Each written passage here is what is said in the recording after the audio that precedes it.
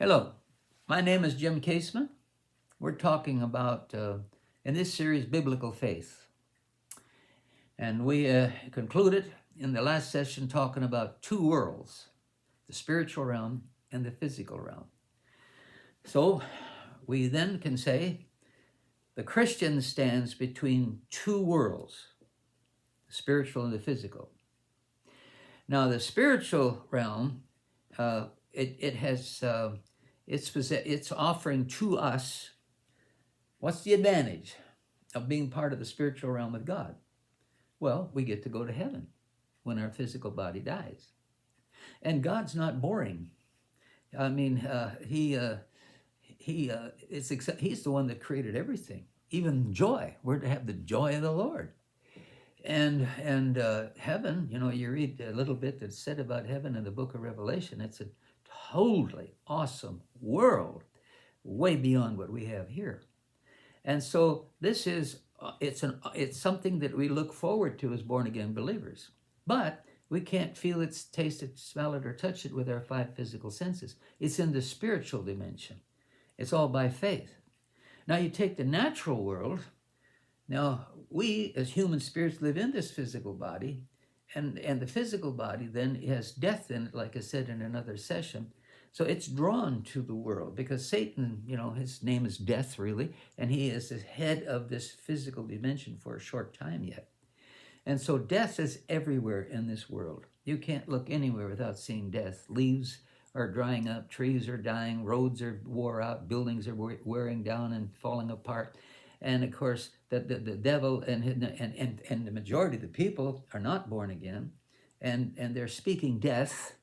And we see dying people, sick people, and that's the world. But then in the flesh, which has the nature of sin, is selfish.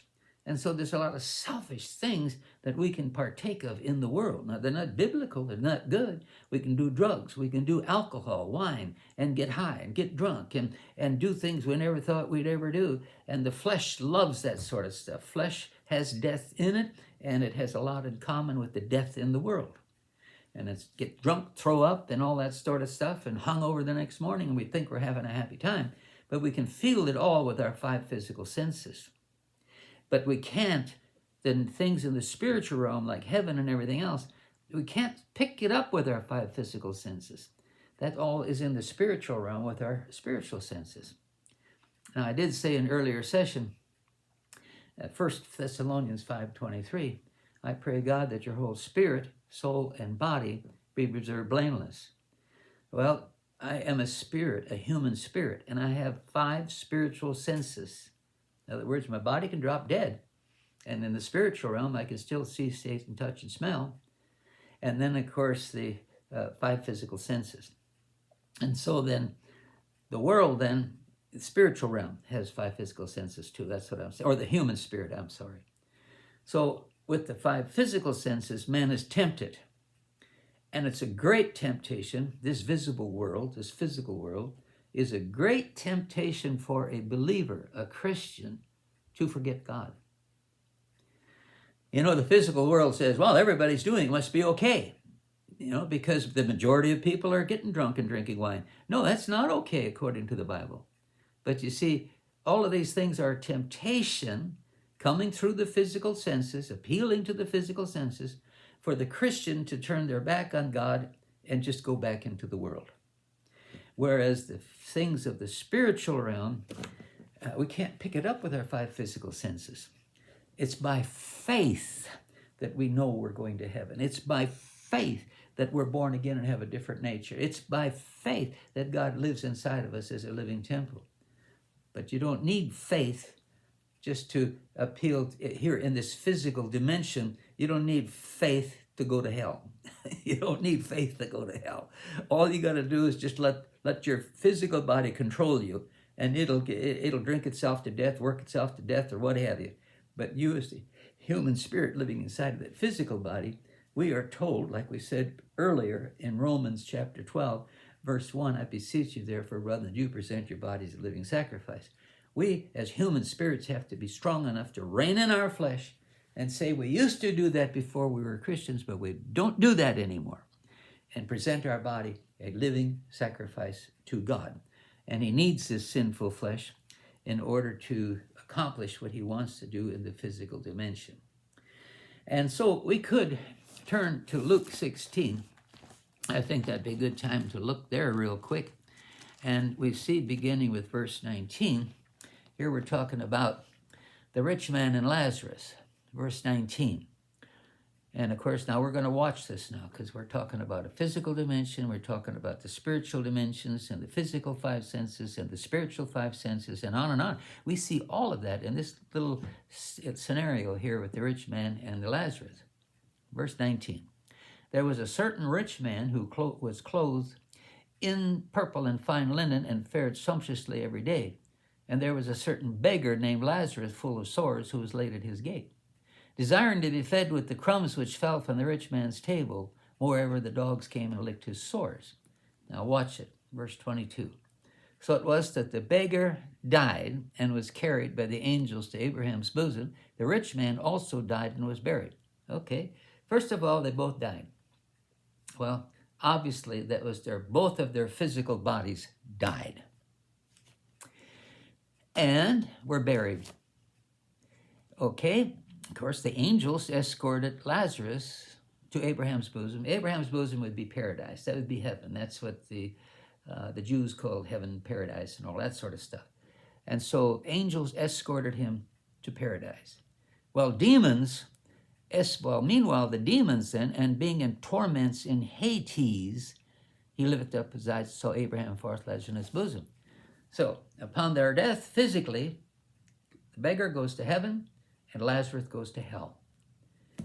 All right, so it's two different places, two different dimensions. That's another subject. But when it comes to the things of the spirit, there's no distance in the spiritual realm. In other words, my body drops dead right now. I'm without moving. I'm in the spiritual dimension now. Once my body drops dead and I'm out of my body, I'm just without moving. I'm in the spiritual dimension. Now I can see the angels that were assigned to me. While I was still in my body, I couldn't see my angels. And we all have angels. We'll talk about that too later. So he lifted up his eyes. Now notice, eyes. What eyes? The physical bodies are buried and they're decaying, including the eyes. So the spiritual man, the human spirit, has eyes and saw Abraham and Lazarus in his bosom. Then he cried and said, Father Abraham, have mercy on me, and send Lazarus that he may dip the tip of his finger in water and cool my tongue, and for I'm tormented in this flame. Well, so you can see not only has he eyes, but he's also speaking, and he wants water to tip on the tip of his tongue so he can feel things. And why does this such a just dipping the tip of his finger in water? What's the deal about that? Well, there's not a drop of water in hell. It's all fire and torment. Cool my tongue. So there's emotions. He can feel. I'm tormented. And so you can see that this human spirit, once he leaves his physical body, he can see, taste, smell, touch, and hear.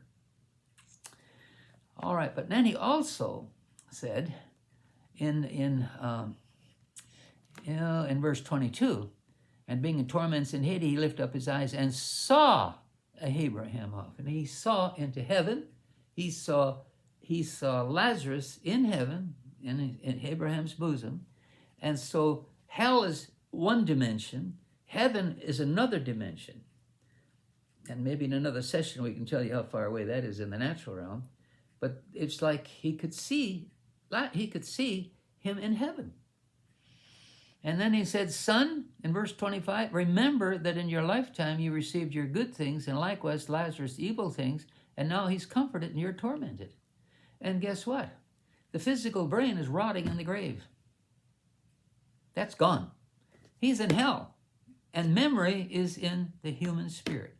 In our heart, all these things are recorded, and we remember everything that we've experienced in our life in the physical dimension. Besides all this, there is a great gulf fixed, so that those who want to pass from here to you cannot, and nor can those from there pass to us. So we're talking about dimensions again. Heaven's one dimension, hell is another dimension. And then, of course, there's the physical dimensions. All right. And so then he said, I beg you, therefore, oops, I'm going to have to cut it off. I see that I ran out of time. All right. You just be blessed, stay in faith, and we'll pick it up in the next session.